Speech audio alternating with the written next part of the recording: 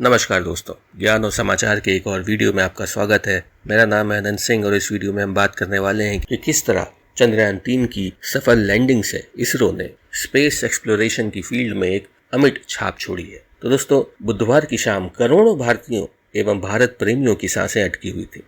इसरो के लैंडर का चंद्रमा के दक्षिणी ध्रुव की सतह पर स्पर्श होते ही लोगों ने राहत की सांस ली और उत्साह के साथ इस उपलब्धि के आनंद में डूब गए।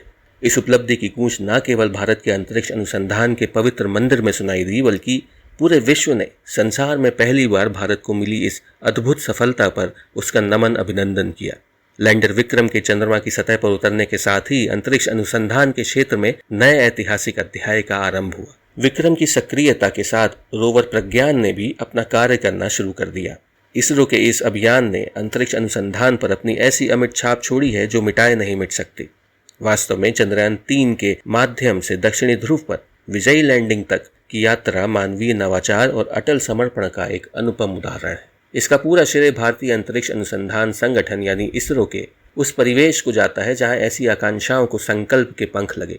स्मरण रहे कि 1976 से पहले रूस के 24 लूना मिशनों में सॉफ्ट लैंडिंग की सफलता दर लगभग 20% थी। उस हिसाब से इसरो की सफलता को सहज ही समझा जा सकता है। इसरो की सफलता न केवल चंद्रमा से जुड़े अन्वेषण को नया आयाम देगी, बल्कि वहां स्थायी मानव बस्तियों की बसावट का सपना भी दिखा सकती है। चंद्रयान 3 की सफलता का महत्व वैज्ञानिक उपलब्धि की सीमा से कहीं आगे है। इसमें सॉफ्ट पावर के विस्तार की भी अपार क्षमता है। यह भारत को वैश्विक मंच पर एक उज्ज्वल एवं प्रेरक पात्र के रूप में प्रस्तुत करती है। चंद्रमा के दक्षिणी ध्रुव पर सबसे पहले उतरने वाले देश के रूप में भारत ने अपनी तकनीकी दक्षता और अन्वेषण के प्रति प्रतिबद्धता का प्रदर्शन किया है। ये उपलब्धि भारत को उन विशिष्ट देशों की पंक्ति में खड़ा करती है जो अपनी दूरदर्शिता से आकांक्षाओं को वास्तविकताओं में परिवर्तित करने की क्षमता रखते हैं। इसरो की ये सफलता वैज्ञानिक एवं प्रौद्योगिकी में भारत को सिरमौर बनाने के साथ ही अंतरिक्ष अर्थव्यवस्था में देश के लिए कई नई संभावना के द्वार खोलने वाली है। भारत का लक्ष्य है कि वर्ष 2030 तक वैश्विक अंतरिक्ष आर्थिकी में 9% की हिस्सेदारी हासिल करे। चंद्रयान 3 की सफलता इसमें सहायक सिद्ध होगी। यह मिशन वैश्विक अंतरिक्ष मानचित्र पर भारत की क्षमताओं में एक नया आत्मविश्वास उत्पन्न करेगा। इसरो की किफायती लेकिन प्रभावी दृष्टिकोण दुनिया भर में प्रशंसनीय है। चंद्रयान 3 जैसे मिशन अपने अनुमानित दायरे से कहीं अधिक प्रभाव छोड़ते हैं। यह संसाधन कुशलता और नवाचार का जीवंत प्रमाण है। इससे इसरो और भारत की अंतर्राष्ट्रीय स्वीकार्यता भी बढ़ी है। विभिन्न वैश्विक संस्थान इसरो के साथ काम करने के लिए उत्सुक हैं। जैसे जापान के जाक्सा को अपने ल्यूपेक्स मिशन में भी भारत के विक्रम की मदद महसूस हो रही है। स्पष्ट है कि भारत विश्व के लिए एक उचित विकल्प के रूप में स्थापित हो रहा है। इस सफलता के पीछे पुरुषार्थ एवं परिश्रम को अनदेखा नहीं किया जा सकता। यदि 2019 में चंद्रयान 2 की असफलताओं से सीख नहीं ली जाती तो इसरो शायद चंद्रयान 3 के रूप में सफलता हासिल नहीं कर पाता। जब 2019 में चंद्रयान 2 का लैंडर अपनी मंजिल से चंद मीटर की दूरी पर क्रैश हो गया था तो तमाम सवाल उठे थे। इसरो की क्षमताओं और भारत की प्राथमिकताओं को प्रश्नांकित किया गया था। असफलताओं से हताश होना तो इसरो जैसी संस्थानों के शब्दकोश में है ही नहीं। चंद्रयान 2 से मिले डेटा का इसरो ने गहराई से अध्ययन किया, अपनी गलतियों को परखा, उनके परिमार्जन का खाका तैयार किया। उसे मालूम पड़ा कि कैमरा कास्टिंग फेज में जब विक्रम चांद की सतह की फोटो लेकर उन्हें सीधे साझा करते हुए अपनी मंजिल की ओर बढ़ रहा था तो एल्गोरिदम की कुछ गलतियों के कारण थ्रस्टर यानी इंजन की गड़बड़ को पकड़ नहीं पाया था।